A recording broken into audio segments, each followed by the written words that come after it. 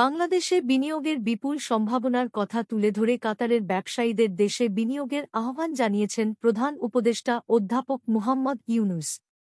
তিনি বলেন, বাংলাদেশ এখন আবার ব্যবসায় ফিরেছে এবং তা বড় পরিসরে। আমরা আপনাদের অংশীদারিত্ব চাই। বাংলাদেশে বিপুল সম্ভাবনা রয়েছে, আপনারা এ সুযোগ নিতে পারেন।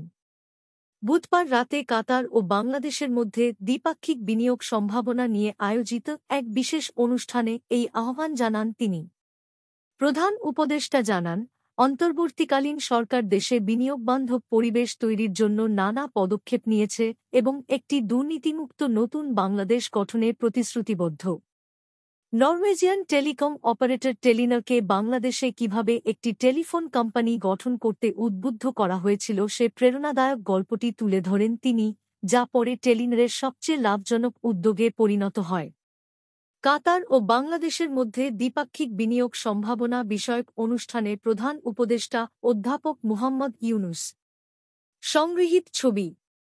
অনুষ্ঠানে স্বাগত বক্তব্য দেন বাংলাদেশ ফোরাম, কাতারের সভাপতি আজাদ আশরাফ। এ সময় বিডার নির্বাহী চেয়ারম্যান আশিক চৌধুরী সম্ভাব্য কাতারি বিনিয়োগকারী ও প্রবাসী বাংলাদেশিদের সামনে বাংলাদেশে বিনিয়োগের সুযোগ এবং অন্তর্বর্তীকালীন সরকারের নেওয়া সংস্কারমূলক পদক্ষেপ নিয়ে একটি উপস্থাপনা তুলে ধরেন। তিনি বলেন, আপনি যদি কখনো বাংলাদেশকে বিনিয়োগের গন্তব্য হিসেবে বিবেচনা করেন, তাহলে এখনই সম্ভবত সবচেয়ে ভালো সময়। তিনি জ্বালানি নিরাপত্তা এবং উন্নত অবকাঠামো নিয়ে সরকারের পরিকল্পনা তুলে ধরেন।